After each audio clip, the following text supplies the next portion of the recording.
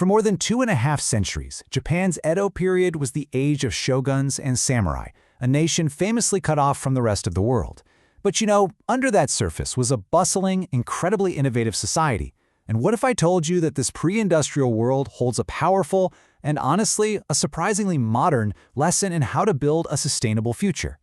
Go ahead, picture it. You're probably thinking of samurai with their top knots, right? Powerful shoguns in these massive castles, a country totally isolated from everyone else. And look, you're not wrong, but that's just a tiny piece of a much, much bigger and way more fascinating picture. Because by the 18th century, the city of Edo, what we now call Tokyo, was home to over 1 million people. So forget any idea of a quiet, feudal backwater. This was one of the largest, most vibrant megacities on the entire planet. And with that many people, well, you get an overwhelming amount of problems. And one of their absolute biggest problems sounds incredibly familiar to us today. See, when you have a massive urban population, you get massive amounts of waste. The city was literally choking on its own success. I mean, the historical records are crystal clear on this. As early as the 1640s, the city's canals and its sewers were so jammed with garbage that dirty water was constantly flooding the streets. It was a full-blown public health and sanitation crisis. The kind of thing you'd expect in a rapidly industrializing city, not one from the 17th century. So, how on earth did they deal with it? Well, first, we have to understand that Edo didn't just happen by accident.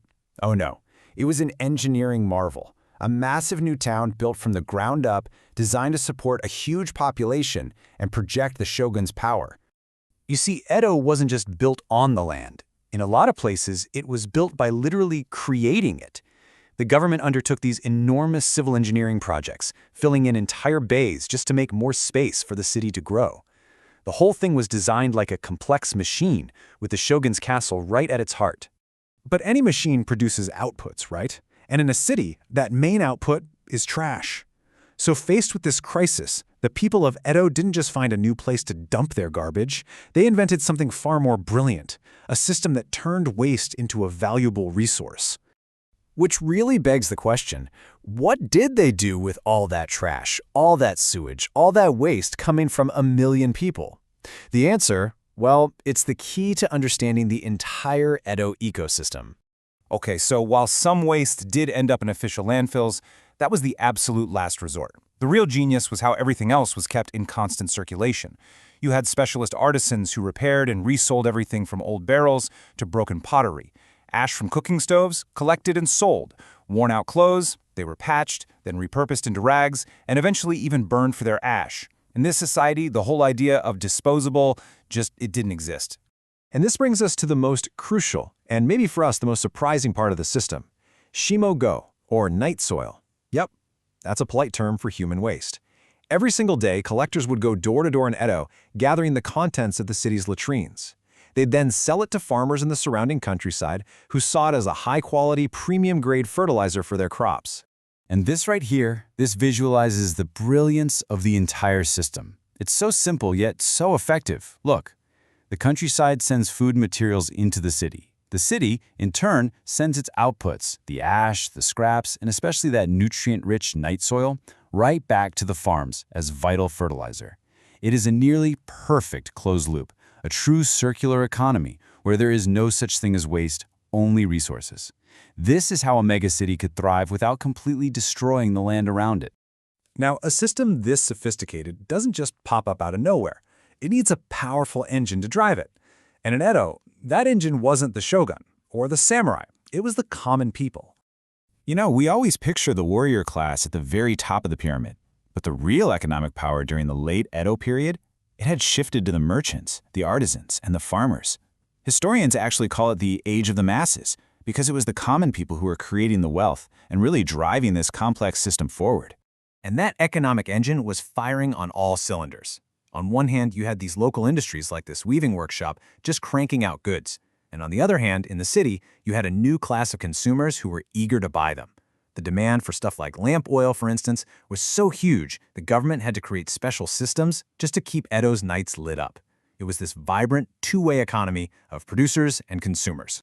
So it's pretty easy to look at that nice, neat diagram of a circular economy and think, wow, what a perfect, harmonious system.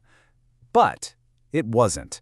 Life in Edo was incredibly fragile, and this amazing society was constantly being put to the test by one catastrophe after another. I mean, Japan has always been a land of natural disasters, and during the Edo period, they were relentless. The city was frequently torn apart by massive fires. They even called them the flowers of Edo. And on top of that, you had devastating earthquakes, destructive floods, widespread famines, and deadly epidemics that could just sweep through the dense city. But the real lesson here isn't that their system was perfect. It's that it was incredibly resilient. Out of this constant cycle of destruction and rebirth, the people of Edo developed this amazing capacity to recover. They created highly organized systems for everything, including the famous Iroha 48 firefighting teams.